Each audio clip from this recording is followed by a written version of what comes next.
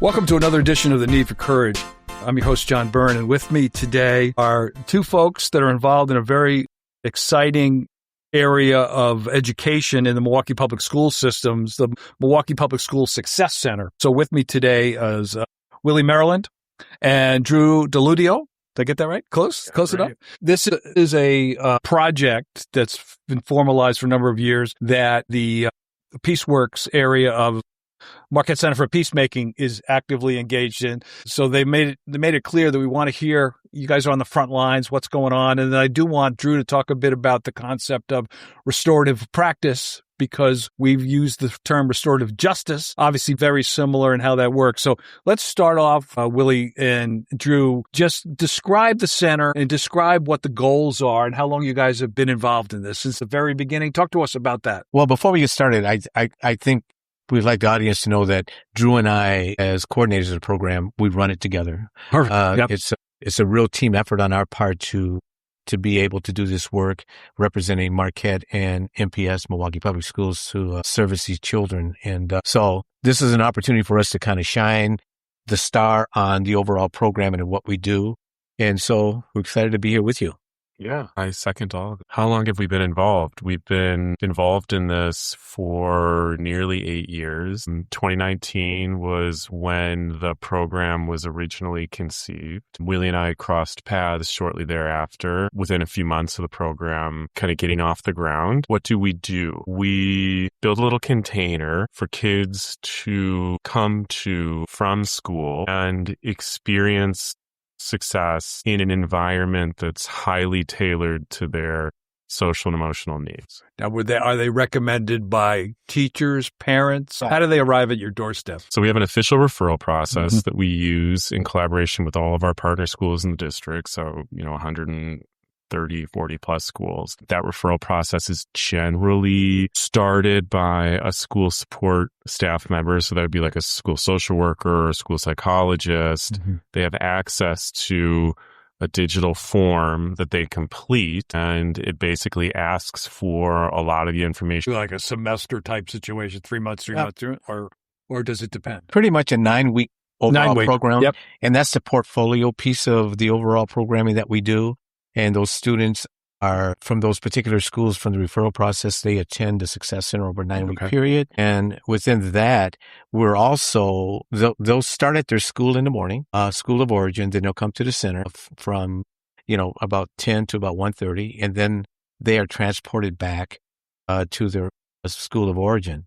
And what Drew has done with that, I'm going to give him all the credit for this, is that he's set up a system through Hop, Skip, Drive, where students are picked up at their school, like I mentioned before. They're brought to the center, and then they're picked up at the center and sent back to their school. And what happens within that, we get a really good idea about what's going on at school because they're still connected to school. Gotcha. And then they're at the center, and then that gives our overall support team, opportunities. So Drew, going back to the selection process, is it fair to say these students have come from troubled situations, or is it a whole host of different rationales for why that particular student would be accepted to your Success Center? I think probably the latter of those two. I think that there might be, and maybe an assumption that there's difficulty surrounding a child, not just at school, but also outside of school. But I also think that some of that is part of this myth in education that children who struggle in school must be struggling in other ways too, or they must have, there's sometimes we've referred to it as a deficit model through which we view a child's behavior, that there must be something wrong, quote unquote, with the kid. And I think that what we have found over the years is that many children from a cross section of our demographic population in MPS have benefited from this intervention. Some children on paper who maybe come from living situations that are more akin to what you're talking about, but also children who are coming from environments that seem to be providing them with the supports that they might need to be successful. So that's an interesting piece of this story. And then when you take a look at like Drew had mentioned, that there's 3 cohorts that end up going through the regular school year with us. Each cohort, because they're different children, bring on a different look. Sure. I mean, so not only do we have to figure out how to navigate the first 9 kids or so who are transitioning back to their school, but there's also preparing and getting ready for the next set of kids coming through. So you got to be able to really be able to switch gears and knowing that you're dealing with some different kinds of situations when that new group of kids come in. So it's interesting from a leadership standpoint. More so, it's also from all the therapists that we have on staff that support these kids also. So my wife is a retired speech pathologist in the public school system, 40 years, and dealt with the populations, had various issues that a speech therapist could benefit that or could help that particular child.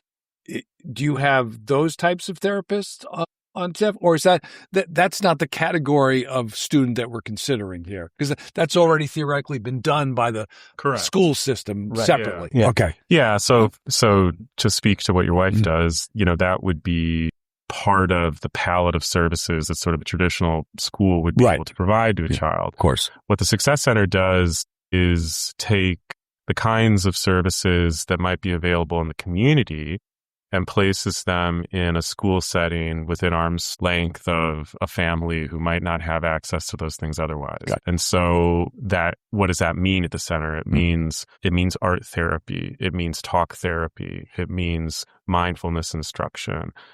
It means peace education. It means one-to-one academic support.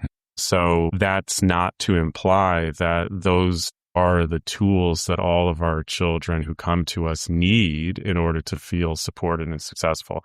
But we wanted to create a program that gave children access the kind. And we also have a parent coach who, for the children that are part of that 9-week portfolio group at the time, we have a parent coach through Lutheran Social Services providing, cafes for them, one-on-one support for them, because obviously we're finding that these kids are coming from some difficult backgrounds and some different kinds of issues within the home and everything. So we try to provide under this umbrella all of these opportunities. I know it's not a fair question, but since it's in the title, how do you measure success? And I know it has to, with limited amount I know from just talking to you folks, it depends on the student and everything else, but just in general, when the cohort ends, that 9-week period ends, and that was obviously a period of time that you folks decided was one way to do this, or maybe that's the way the schedule sets up, or however. How do you feel when that cohort ends? You guys get together and say, if you think Joey's going to be fine, Alice, we got a little more to do.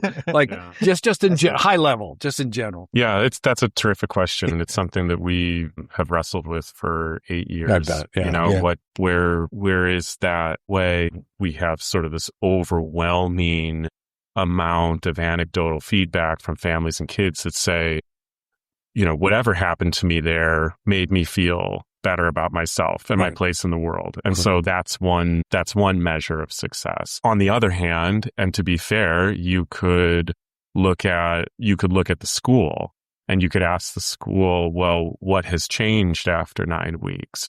And so while there are certainly schools that say we've noticed A, B, C, and D are different, there are certainly also schools that say we're still struggling in many of the same ways. There's sort of a third route you can take, and you can look at the kind of data that we've been looking at recently, which is what is happening at school while a child is accessing services at the center. And so when you look at that data certainly suggests, the number of incidents that are being reported at school or the amount of time that a teacher is spending with a kid who's struggling decreases. So those are different metrics, but I think, if I won't speak for you, but I think I know how you would answer this question also. How do we measure success? We measure it by the words that children and parents speak back to us about their experiences. And that's what, he and I both believe so strongly, that children know what works for them. Just this past week, we had, I think, some professors definitely from Marquette and then from UW Whitewater Was that where they were from? Yeah. And they wanted to interview a group of kids and some parents that we had in the past. And the feedback that, they got was powerful. Those are the things that kind of support the whole thing around the energy that Drew and I put into this thing, because we know that it's working. And we're talking about, students who have probably been through the system maybe 4 or 5 years ago, and to see where they're at. I mean, we have a student who is going to MyAd now, who was one of our students, and who you never thought that would happen. Do you know what I'm saying? And then when you have parents come back and say, my son or daughter, blah, blah, blah. So again, those are the things that keep Drew and I pushing the needle for growth and to make it even better than it is right today, because It's 4th to 12th grade. Is that the category? Technically, it's kindergarten through. It's kindergarten. Okay. The way that we deliver the support changes based on the grade level, but technically it's available to every grade level.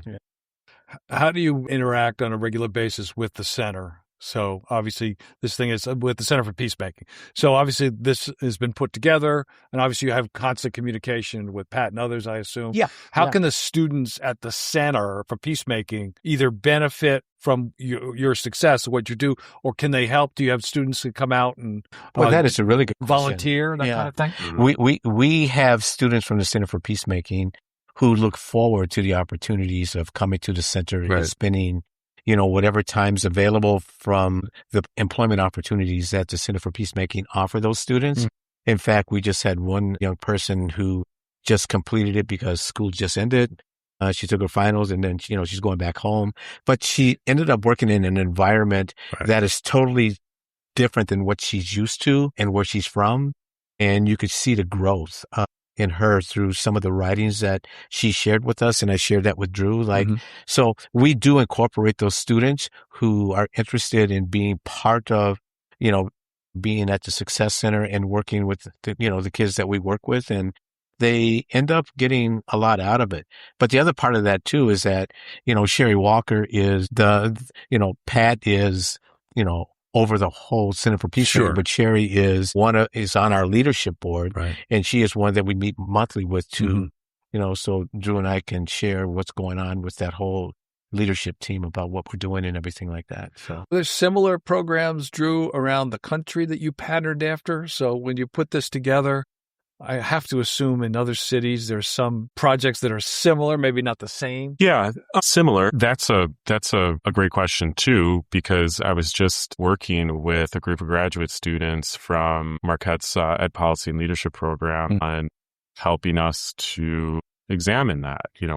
What is going on out across the country in some spaces where work like this might be happening. And generally the takeaway was not much. Really? I think for all sorts of reasons, but I think that, the one program that comes to mind that I've talked to Willie about in the past is the Harlem Children's Zone. And, Jeffrey Canada's work in Harlem creating what, essentially became this sort of model for wraparound services in a school setting for children who had been traditionally underserved. But even that is far more comprehensive than what we do in many ways. I think the center is one of one. Yeah.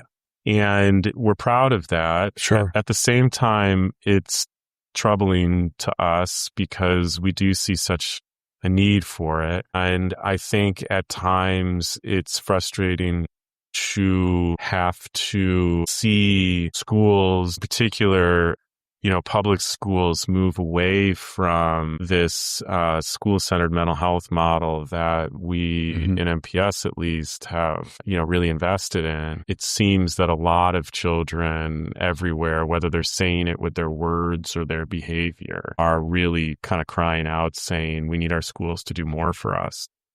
Yeah.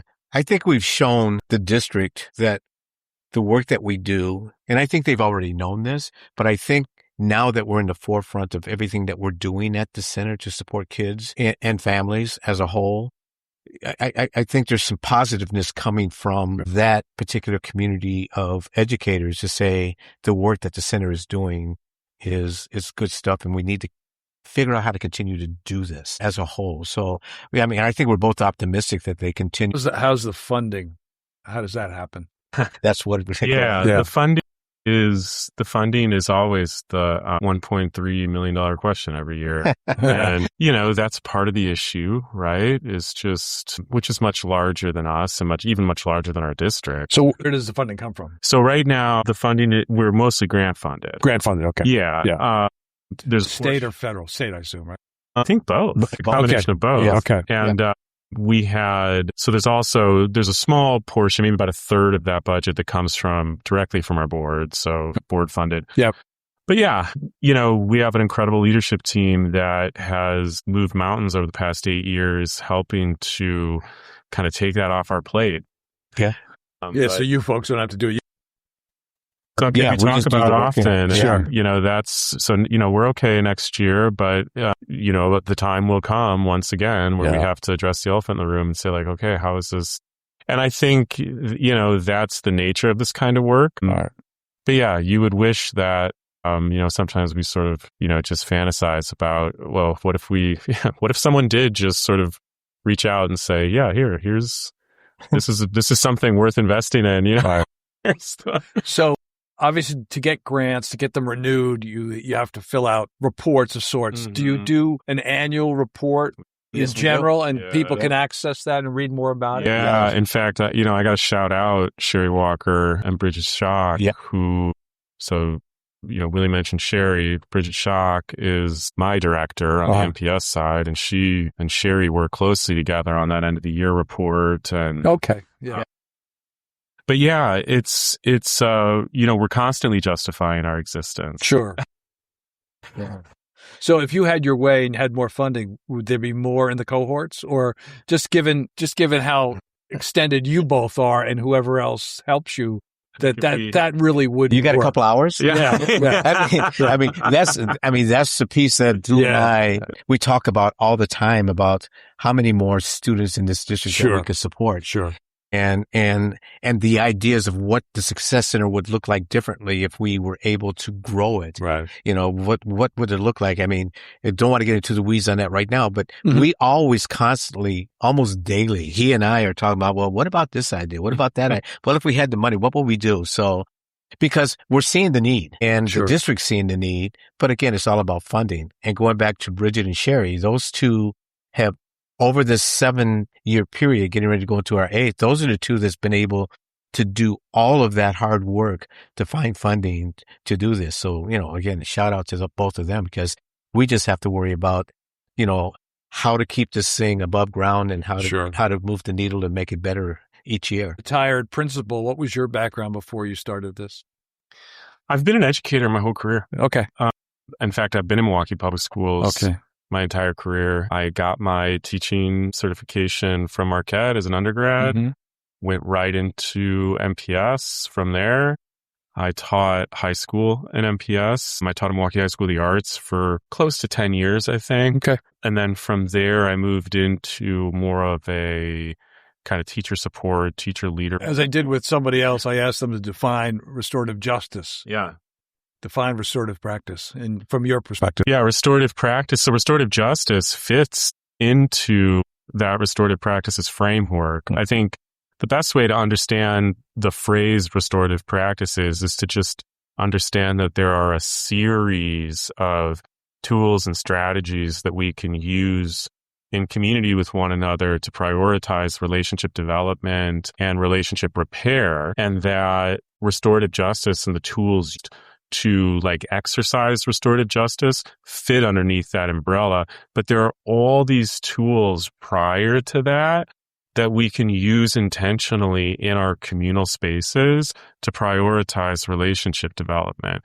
And in schools, that can mean anything from circle facilitation to restorative conversations and restorative language, and how that work manifests at the center. Yeah. So restorative justice, I think, tends to be the more romantic side of the work. Restorative practices are the things that we do and when I say we, I mean literally he and I, do to telegraph to kids every day that our relationships with them are the most important part of our work. I didn't know. I was doing that all the time, Mm-hmm. but it wasn't called anything but Right. other than we need to sit down and kind of work through these issues. You know what I mean? Sure. And then all of a sudden, I got involved in this programming and working with Drew. I would always, Drew, I did that in 1974.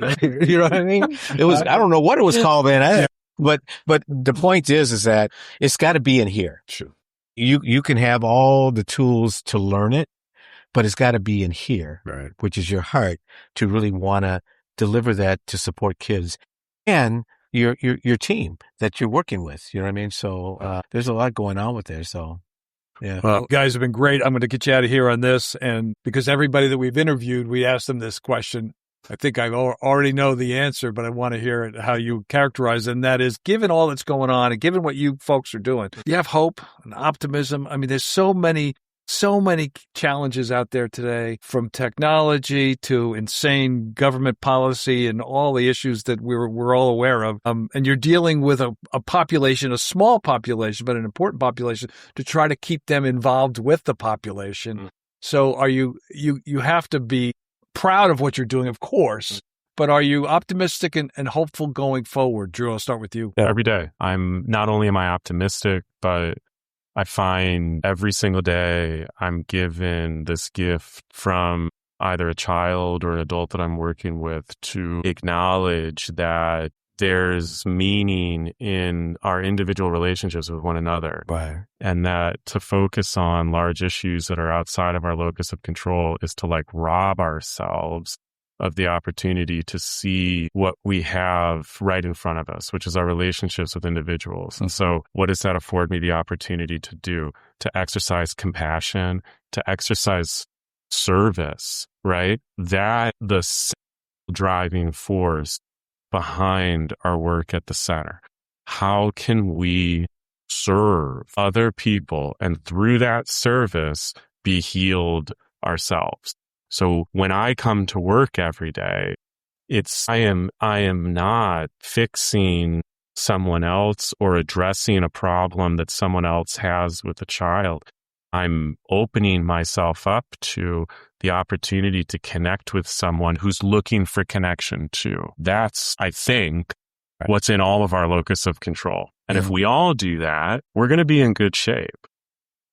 I look at it also similar to that. At the stage of my life, I look forward to getting there in the morning. I look forward to every minute that I'm there touching lives with kids, because I see in those kids that no matter what their behaviors are or what the issues are, when they're not with us at the center, that they're still children. And they let that out to us. And that says something about they feel safe. They feel secure. They feel like it's real. Because if anybody can tell you that you're not real, it's a child. They know right away what you're about. Right. They just know. And so for them to give that love is phenomenal.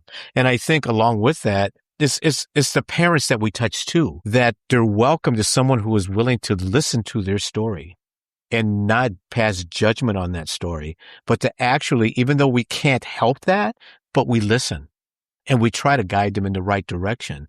But we know that they hurt. We know that they struggle, that their children struggle. And so I look forward to that every day. So when I think about things getting better, I ain't going anywhere because I enjoy waking up and doing this. And next year, the year after, they're going to have to roll me out of there. But I see not only that for children, and I think one of the things that Drew and I did, and is really authentic, is that we gave our team an opportunity in each of those disciplines of therapy work that they do, an opportunity to fine tune what it looks like within their agency to support these kids without any direction on us. We gave them the opportunity to work through that, and collaboratively as a team, we are a family. And so that's the other piece I get excited about, because we are all together. Guys, thank you so much.